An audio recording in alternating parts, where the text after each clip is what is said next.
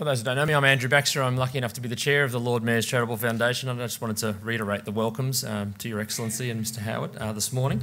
I thought I'd just take the opportunity to update everybody on what we've been up to in the last 12 months, and Catherine's going to go into a lot more detail later on after the oration, of course.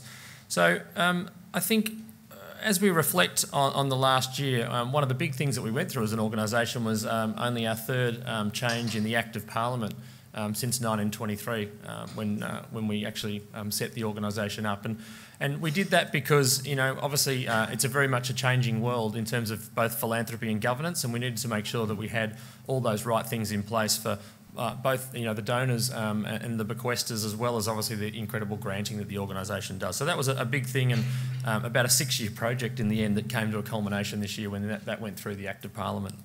So that was a terrific thing.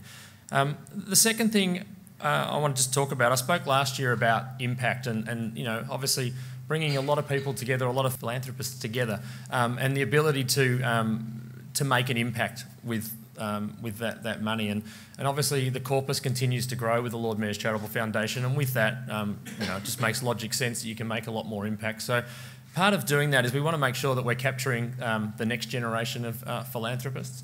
And we did, for the first time, really in a long time, we did an awareness campaign this year around the Lord Mayor's Charitable Foundation and what we are doing. And it was a terrific campaign, you know, talking about changing Melbourne for good. And Gary and the marketing team led that very, very well. So you'll see a bit more of that later on. But it was, you know, that really is when you think about some people who are either setting up trusts or thinking about bequests, these decisions can be made 2 years to 30 years in advance.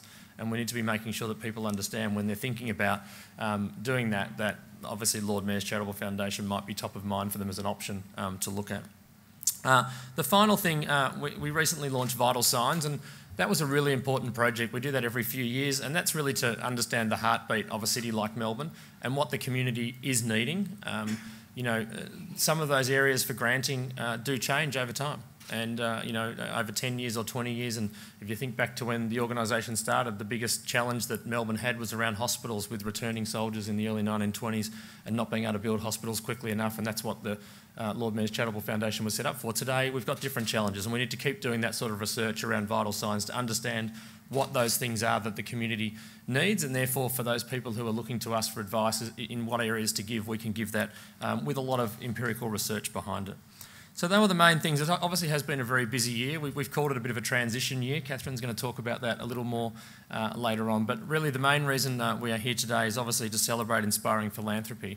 And we're really, really pleased that Your Excellency is able to come and give that oration. So without further ado, I'd like to introduce and welcome Her Excellency, the Honourable Linda Desso, the Governor of Victoria, to give this year's oration.